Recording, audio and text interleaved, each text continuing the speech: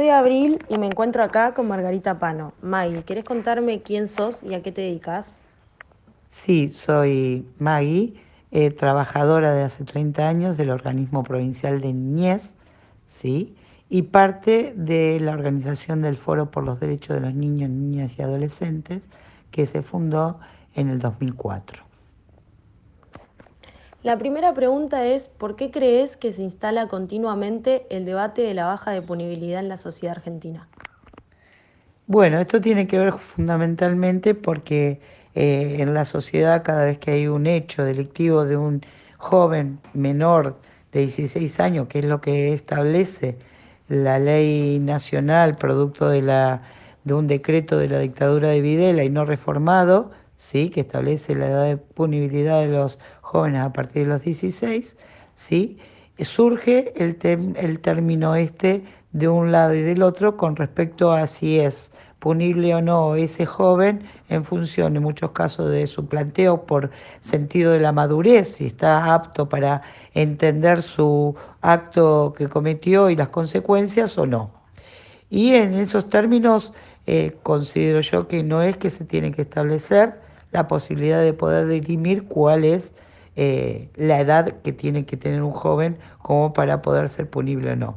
Porque hay otras cosas y otros factores que tienen que ver fundamentalmente con el sí o no, la comprensión del hecho. Más allá de que particularmente yo creo que no es, digamos, y no está en condiciones un niño, un joven de 16 años para entender absolutamente todos los hechos que comete, sea este o cualquier otro, y tener comprensión de sus consecuencias.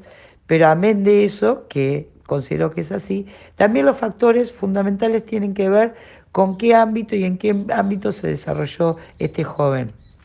Seguramente para esto hay que pensarlo que muchos dirán que, bueno, no solo los mayores casos, y eso es verdad, es una defensa propia, porque es el 0,01% de delitos graves, por ejemplo, que comete un menor de 16 años, como es el homicidio, pero también hay que entender, y eso se puede entender, que esa persona que muere es parte de un grupo familiar, el cual pierde ese ser querido. Antes de esto hay que pensar qué hizo y qué hizo el Estado para entender justamente cuáles son las consecuencias de un Estado abandonado hacia a merced o dejando abandonado a ese joven, ¿sí? Donde no ha tenido todo el transcurso de crecimiento con contención, no solamente contención familiar, contención material, sino también contención cotidiana con respecto al Estado. Yo siempre digo algo muy cierto y lo tomo como base para defender justamente lo que tiene que ver con un joven que comete estos delitos, que tiene que ver con las oportunidades. Los jóvenes, la mayoría, sabemos ahora por el INDEC, en este último INDEC, que el 57% de los jóvenes menores de 18 años están en la línea de la pobreza, de los cuales, ¿sí? De esos, el 11,5 está bajo la línea de la indigencia. Esto significa que tenemos 18 millones de jóvenes, ¿sí? En total en el país, y en la provincia de Buenos Aires, por ejemplo, fundamentalmente 7.800.000, que no llegan a llenar su panza. Ese es el primer estado al cual tiene que abrogar el Estado a resolver. Después tiene que ver con las oportunidades, y a esto voy cuando me refiero simplemente y poniendo de ejemplo a mi hijo, que mi hijo, que ahora tiene 32 años, que es una persona que ha estudiado, que ha ejercido sus derechos y ha tenido las oportunidades, si hubiera nacido la cigüeña, la famosa cigüeña, le hubiera tirado en vez de tirarlo en una casa donde pudo tener o pudimos tener nosotros la contención psicológica, económica y la contención amorosa, ¿sí? Por la cual él pudo desarrollar toda su amplitud y hubiera sido tirado esa cigüeña, lo hubiera tirado en el medio de un espacio de desigualdad, como puede ser una villa, de las tantas villas que tenemos en nuestro país y en el conurbano, lo hubiera tirado ahí de casualidad, por ahí seguramente hubiera sido uno de los jóvenes que yo me hubiera encontrado en el transcurso de estos años, ¿sí? En mi trabajo habitual, que es trabajar con los jóvenes penales. Y hubiera sido ese uno de los que hubiera tenido que atender y que hubiera estado justamente desprotegido por el Estado durante años y hubiera terminado en la delincuencia. Por lo cual siempre decimos, desde mi organización y muchas otras organizaciones que tienen que ver con el SERPAC, madres, abuelas y demás, y el CASACIN, que ningún pibe nace chorro, que la consecuencia de los actos que comete un joven justamente es consecuencia de todos sus años en el contexto social. Y esos años de contexto social, si le hubiera tocado a mi hijo dentro de un sistema fundamentalmente sin falta de oportunidades, hubiera terminado seguramente en el instituto. Estas cuestiones tienen que ver con a la hora de dirimir una edad de punibilidad.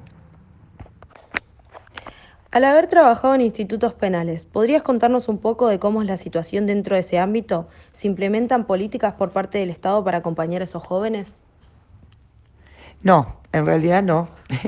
La experiencia que ha demostrado, o que me ha demostrado a mí en el cotidiano, que he trabajado con chicos penales antes y después, porque en la provincia de Buenos Aires sí tenemos ley penal juvenil, donde hay un derecho de procesamiento hacia el joven, donde tiene la posibilidad el joven de poder tener un abogado, un defensor y poder cumplir una pena si es que la tiene que tener.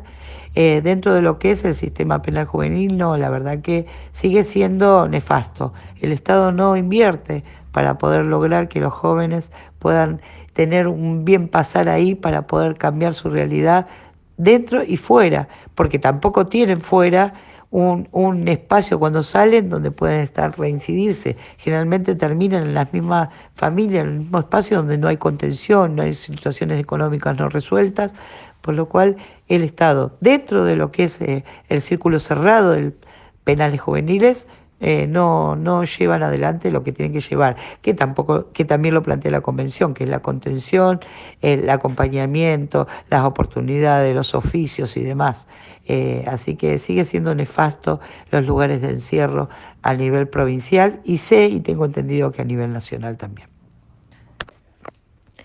¿Qué grupos de la sociedad crees vos que se encuentran a favor de la reforma de la ley de punibilidad y qué grupos crees que están en contra? Bueno, los grupos siempre son los mismos y están definidos. Tienen que ver con los grupos que están a favor de la baja de la edad de punibilidad de los jóvenes, son los restrictivos, los que plantean que la salida es individual, que el Estado hay que achicarlo, que tiene que haber una progresión hacia el crecimiento de las grandes empresas. Todo tiene que ver con bancar determinado área que tiene que ver justamente con los pocos y no los muchos. Creer que la posibilidad de bajar la edad de imputabilidad de los jóvenes garantiza absolutamente un bienestar para la sociedad es inaudito y aparte no es lógico. Esto tiene que ver con salidas que a veces son hasta oportunistas para conquistar votos de determinadas, sí, sociedades que por ahí en este sentido tienen como una noción de que encerrando a determinados grupos se soluciona la cuestión de seguridad y acá no es una cuestión de seguridad, es una cuestión de responsabilidad del Estado. Los grupos que estamos de acuerdo con estos son los que lo vivimos a cotidiano, los que estamos, los que pisamos el barro, los que vamos a las villas, los que tenemos en esta situación, como en mi caso, la posibilidad de estar con los pibes, con los jóvenes dentro de justamente los sistemas cerrados, donde el joven, para que quede claro, el 99,99% de los jóvenes que están ingresados en el sistema penal juvenil son jóvenes pobres, jóvenes por debajo de la línea de la pobreza. No vas a encontrar dentro de, salvo excepciones muy claras que tienen que ver con situaciones mediáticas, en general, quien comete delitos son los jóvenes. Y eso sí tiene que ver con la realidad cotidiana que vivimos nosotros y que la vemos a cotidiano y que vuelvo a insistir, es falta de oportunidad. ¿Cuál crees vos que sería la alternativa a la baja de la ley de punibilidad? Bueno, como íbamos diciendo, el Estado presente en principio. El Estado presente que pueda garantizar todos los derechos materiales, ¿sí? Fundamentalmente en cada uno de los hogares donde los niños y niñas en principio se van criando, donde la escuela, ¿sí? Esté presente, no solamente en términos educativos, sino en términos sociales. No solamente tenga que ver con tener inclusive un plato de comida al mediodía, sino que pueda tener una contención mucho más amplia, para la cual tiene que haber y el Estado tiene que garantizar muchas más personas dentro del Estado. Justamente dentro de las escuelas los gabinetes son gabinetes con pocas personas, donde debería jerarquizarse los gabinetes, donde debería haber aparte de los compañeros, de los trabajadores auxiliares, también de las maestras debería haber una fuerte cantidad de personal de los gabinetes, trabajadores sociales, psicólogos, abogados, donde puedan acompañar a todas las familias, donde pueda haber realmente un relevamiento de cada una de las familias. En las escuelas concurre el 89% de la población menor de 18 años, el 89%. Ese 89%, si estuviera contenido como corresponde, donde si el Estado garantizara las escuelas públicas como corresponde, cada escuela llegaría a cada uno de los hogares y en cada uno de los hogares habría la posibilidad de poder contener. Si se contiene a los jóvenes y a los niños desde chicos, donde también exista, obviamente tiene que haber trabajo. Si no hay trabajo, no hay una familia entera, y si no hay una familia entera, no hay contención de parte de esa familia. También tiene que haber cuestiones edilicias, también tiene cuestiones de ambiente. Hay un montón de cosas que tiene que garantizar el Estado, y si el Estado garantizaría eso, no solamente, no hay que bajarla, porque no se debe bajar, sino que no habría, si ahora es el 0,1% de delitos graves que cometen los jóvenes, si está garantizado todo eso, seguramente como corresponde sería el cero.